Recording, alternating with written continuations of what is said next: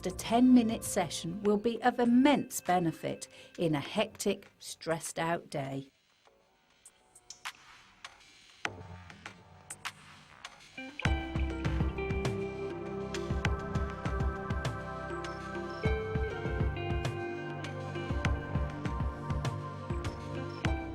You'll find that many health clubs and beauty salons offer aromatherapy facials.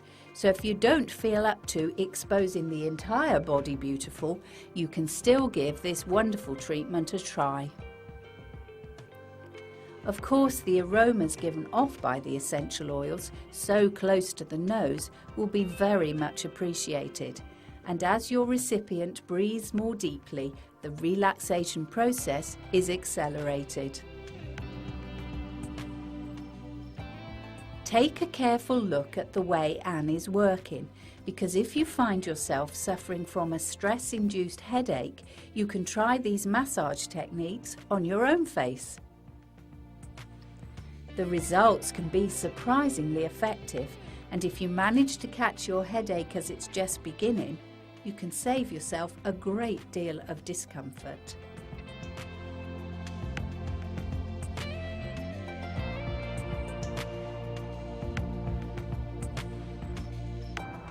Finishing your massage at the top, so to speak, will leave your recipient feeling wonderfully relaxed or equally energized if that was what was required. However, it's worth returning to the feet at this point, at the bottom end of the scale, to consider another very useful application for aromatherapy in another field of complementary medicine.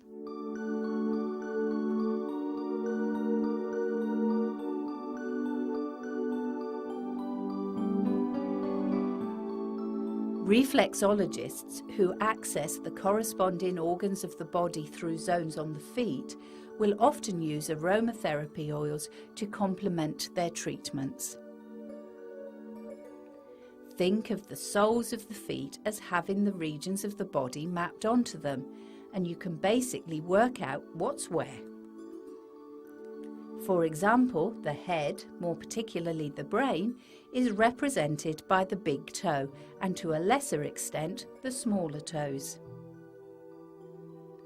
Specific areas below the balls of the feet correspond with the heart, liver and kidneys, and the zone for the sciatic nerve can be located at the base of the heel. The hands work in exactly the same way, although it's more difficult to pinpoint reflex areas. However, you don't have to concern yourself with this if you choose not to. A lovely massage that simply strokes and soothes the hands or feet of recipients of all ages with health-enhancing essential oils is hard to beat. What's more, even a brief 10-minute session will set you up for the busiest and most stressful of days. Clove, hyssop, sage, thyme and cinnamon all fall into this category, despite them being fairly innocuous in plant form. Also, if you're pregnant, it's advisable to seek the advice of a qualified aromatherapist, as there are certain essential oils that can be dangerous at this special time. Having mentioned the dangers of sage essential oil, don't be mistaken into thinking that the same rule applies to clary sage, a most useful essential oil that is fine for home use. However, avoid using with babies, children or pregnant women. With a warming, nutty scent, clary sage is a wonderful muscle relaxant and perfect for easing premenstrual tension. It can also be helpful for sleeplessness and a whole range of psychological conditions such as claustrophobia, hyperactivity and compulsive obsessive behaviour. It's definitely uplifting, and if you recognise the smell but can't pinpoint where from, it's a major ingredient of eau de cologne.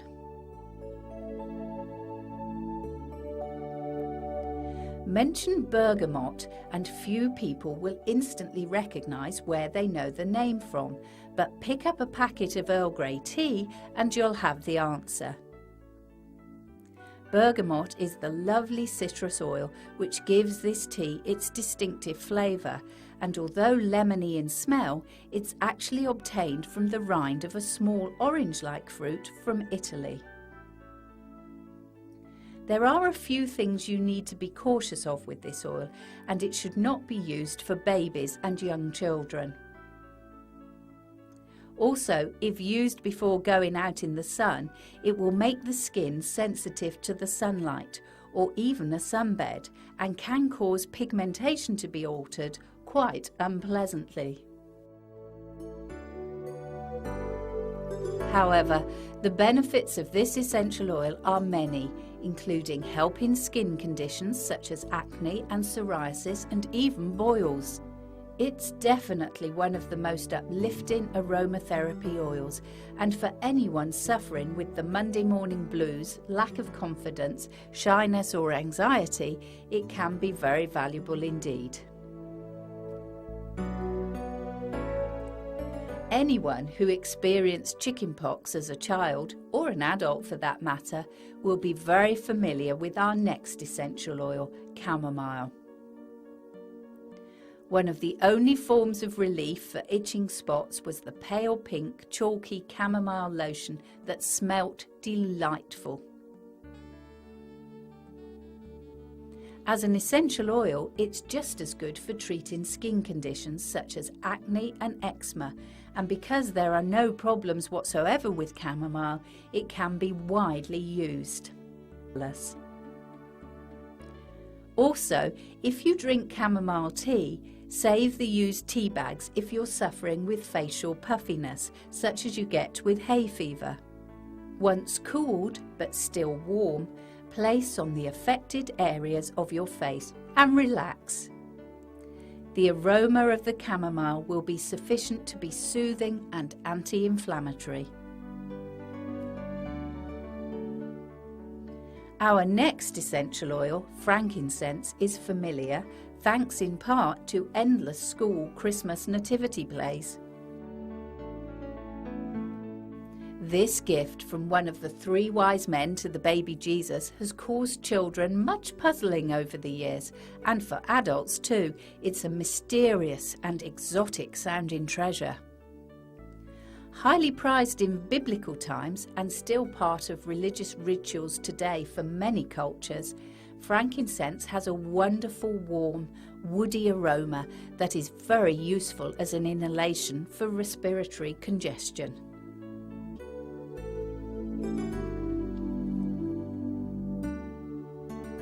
For anybody who has an interest in gardening, the geranium is a very familiar plant, and you only have to brush past or touch the leaves of any potted specimen to release the most delightfully earthy, sweet smell. As an essential oil, geranium is almost a perfect first aid kit in itself, being a valuable antiseptic and a multi-purpose tonic, all in one.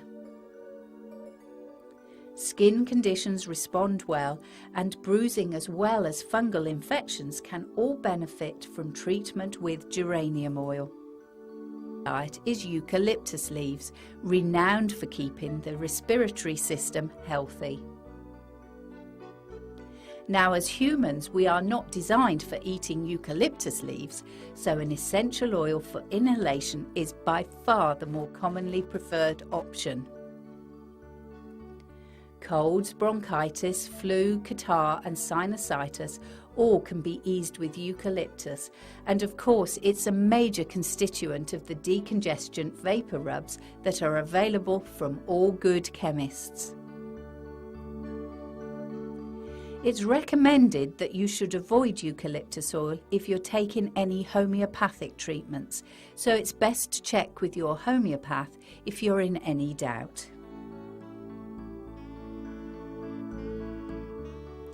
There's nothing more romantic sounding than jasmine, perhaps in part due to the fact that down through the ages it's reputed to have had quite significant aphrodisiac qualities. Jasmine is often called the king of the flower oils, with its wonderful exotic fragrance, and of course it's used widely in perfume manufacture. In his play Hamlet, Ophelia, the cast-aside love interest of the young Prince of Denmark, says, "There's rosemary, that's for remembrance. Pray you, love, remember." It might have been way back in the 16th century, but Shakespeare was spot on, because in aromatherapy today, rosemary essential oil is still considered to be one of the best methods for stimulating the memory. There are many other uses for rosemary, ranging from constipation right through to hangover cures. It can be warming and comforting for shivering and muscle aches, and particularly good for stimulating the circulation. It's been suggested that rosemary can halt the onset of baldness, stimulating hair growth, but don't expect any promises on this score. However, just as any shampoo containing chamomile is good for fair hair, any shampoo containing rosemary is excellent for dark hair. The advice of this program is that you should consult a qualified aromatherapist if you want to use essential oils whilst pregnant, and this can't be stressed enough in the case of rosemary, as used unadvisedly it can cause problems. Distilling juniper berries can take you in two different directions. On the one hand, you can end up with the distinctly flavoured spirit gin, or on the other, you could end up with juniper essential oil. Although gin does have a wonderful perfume-like aroma, please don't get the two mixed up, as essential oil is most definitely not for drinking.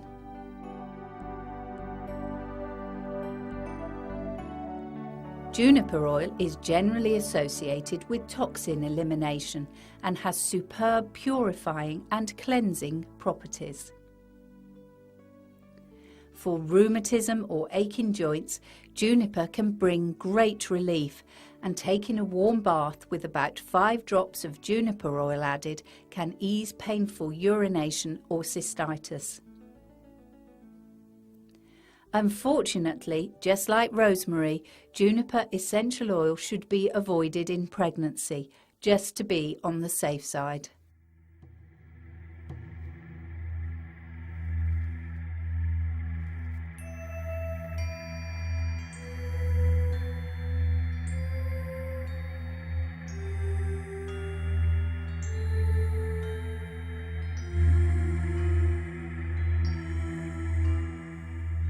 Now, should you decide to try Indian head massage, your therapist may well use patchouli oil in a scalp treatment, and the smell is very distinctive. It's used extensively in the perfume industry because the musky, sweet fragrance is very long-lasting. In traditional Indian medicine, patchouli is widely used, hence its inclusion in Indian head massage, and it's also a valuable ingredient in Chinese and Japanese medicine as well.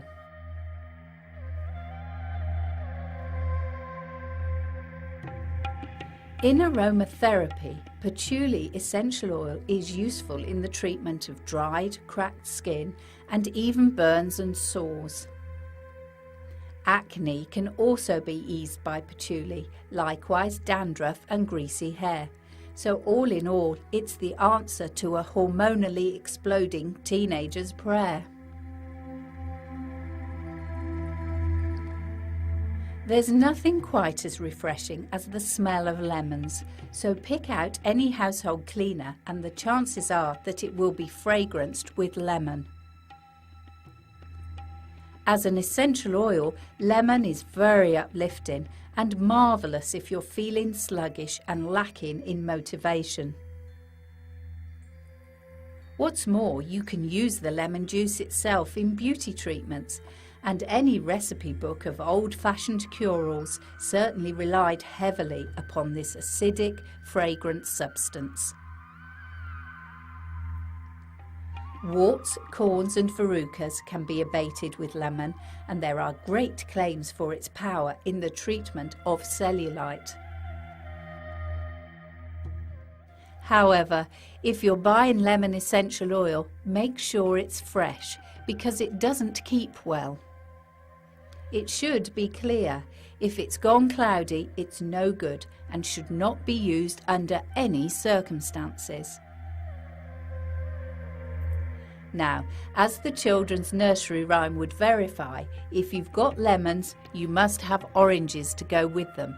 And our next essential oil, neroli, or orange blossom as it's sometimes known, fits the bill perfectly.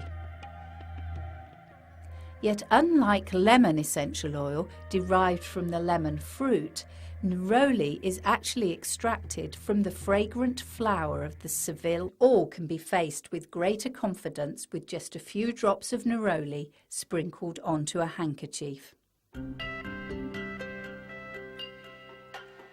If jasmine is the king of perfume oils, then rose is undoubtedly the queen, particularly in the fragrance-based industries. Rose oil is very expensive, but only a little is ever needed to release a sweet and luxurious aroma. For a woman suffering with PMT or menopause, it's very soothing, and young people with eating disorders can be helped with aromatherapy massage using rose oil. Allergy sufferers respond well too, particularly with hay fever, and it's also emotionally calming and soothing in instances of grief, sadness and regret.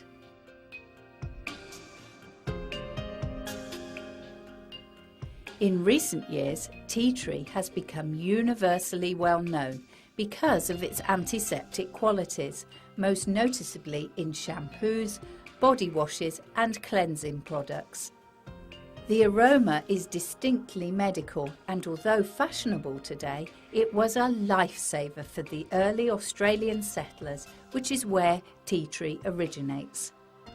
Anything fungal will be controlled by treatment with tea tree, and acne, candida, mouth ulcers, cuts, boils, thrush, stings and bites are just a few of the many conditions that this essential oil can relieve. Another very in vogue fragrance is the oriental sounding ylang-ylang, which you can even find in fabric softener for clothes. The name actually means flower of flowers, and the wonderful scent is a perfect stimulant, whether as an aphrodisiac or for promoting confidence. Is marjoram, which certainly sounds very culinary. It's actually similar, if rather milder, than oregano, and as an essential oil it has warming and comforting properties. For muscle aches, period pains, insomnia, headaches and migraines, marjoram is very effective. As a muscle relaxant in a warm bath, athletes and sports players regularly use marjoram, and as a massage oil it's very soothing indeed. This is an essential oil that really does work well for older people, but always take care when using on younger adults, measuring drops out very carefully, because in some cases it can cause a reaction quite opposite to the desired effect. Marjoram is best avoided for babies, children and pregnant women. Lavender potpourri to help you sleep peacefully. The results will be equally satisfying. Also, Try to think of aromatherapy as a way of improving your quality of life on a day-to-day basis.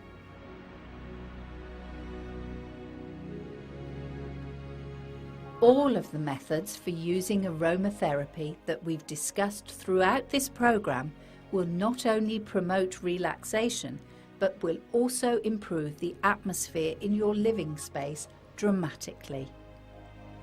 Lighting a candle, putting out an attractive bowl of potpourri, or even simply filling a vase with sweet-smelling flowers can bring life to the most oppressive of rooms.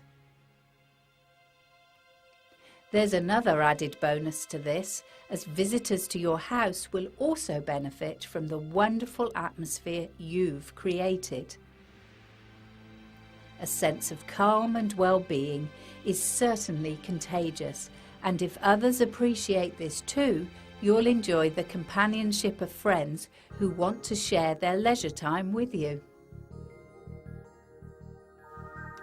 It's impossible to define precisely why one house is more comfortable to be in than another, but if you look a little more closely into rooms where you feel comfortable and instantly at home, chances are that the forces of aromatherapy are at work.